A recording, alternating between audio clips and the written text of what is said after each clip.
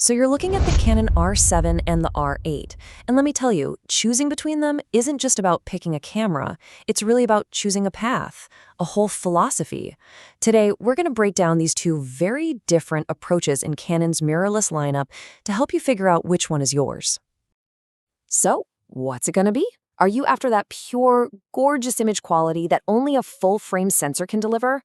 Or do you need the reliable, feature-packed toolkit of a true professional workhorse? That's really the big question we're tackling here. Now, both of these cameras, they share Canon's amazing RF mount, so your lens choices are going to be great either way. But they are built for totally different photographers. So, let's meet our contenders. Okay, in one corner, you've got the R8. I like to call it the full-frame minimalist. Canon basically had one goal here: deliver that beautiful full-frame look, even if it meant cutting a few other features.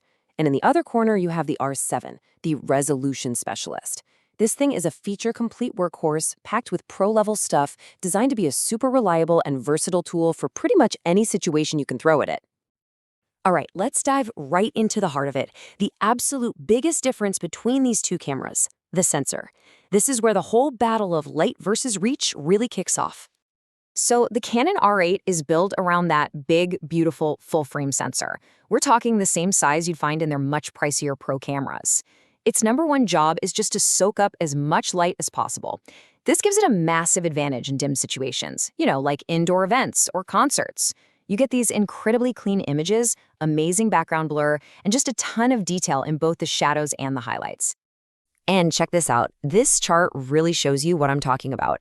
The individual pixels on the R8 sensor are a staggering 253% larger than the ones on the R7. Now, this isn't some small, nerdy difference. This is a fundamental advantage in physics. It means the R8 is literally capturing way more light, which directly translates to cleaner, better-looking photos when the lights get low.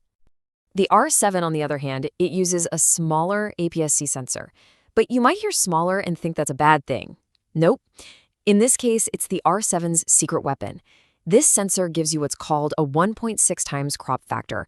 So you put a 400mm lens on this camera, and boom, you effectively have the reach of a 640mm lens.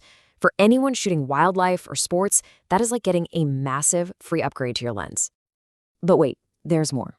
The R7 packs 33 megapixels onto that sensor. That's 37% more than the R8. And what that means for you is you have this incredible freedom. If you couldn't get quite close enough to that bird or that player on the field, no problem. You can crop way in later in your editing software and still have a sharp, detailed image. Okay, so we've got one sensor that's a low-light beast and another that gives you insane reach and detail. So how does that choice affect, well, everything else? Let's get into the key trade-offs, because this is where the great divide between these two cameras really shows up. Now, this is a huge one: stabilization. The R7 has what's called in-body image stabilization, or IBIS. The sensor itself literally moves around inside the camera to cancel out your handshake. And here's the best part: it works with any lens you put on it. The R8, it has no IBS at all. This was a calculated move to keep the camera smaller and cheaper, but it means you absolutely need to buy more expensive, optically stabilized lenses to get that same steadying effect. And the battery life, wow. This really highlights the difference in philosophy. The R7 is built for all-day reliability. It's rated for 660 shots on a single charge. You can probably shoot an entire wedding with just 1 or 2 batteries. The R8, however, requires constant management. At just 290 shots per charge, you'll be carrying a pocket full of batteries for that same wedding, and you're always going to be thinking about where the nearest outlet is. For anyone doing professional work, this next one is a deal breaker for many. The R7 has 2 card slots. That means you can have it save every photo to both cards at the same time. It's priceless insurance for those once-in-a-lifetime moments. There are also super fast UHS 2 slots, which is great for burst shooting. The R8 has just a single card slot. It's simpler, sure, but it means if that one card fails, your photos are gone forever.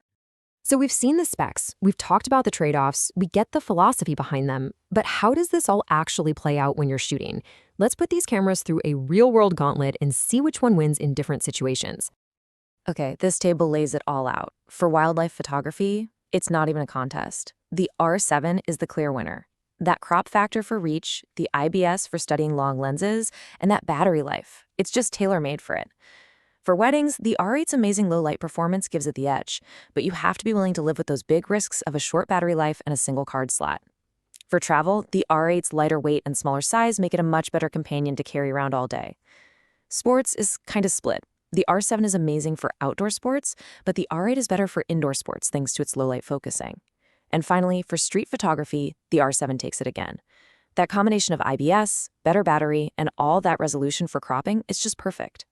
So after all that, which camera should you actually go out and buy? Let's boil this all down to a final verdict. But this isn't about the camera, this is about you.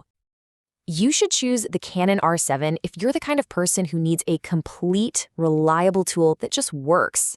If you value professional features like in-body stabilization, a battery that goes all day, and that critical peace of mind from having dual card slots, this is your camera. It's the perfect workhorse that won't let you down. But you should get the Canon R8 if you are an image quality purist. If that beautiful, clean, full-frame look is your absolute #1 priority, the thing you will not compromise on, then this is your camera. It's for the photographer who values portability and is willing to manage its limitations to get that incredible image quality. So you see, in the end, it's not about asking which camera is better. That's the wrong question. They're both fantastic cameras that do exactly what they were designed to do. The only question that really matters is, which photographer are you? Are you the one who needs the reliable, versatile tool, or the one who craves that ultimate image quality above all else? Your answer to that question, that's your camera.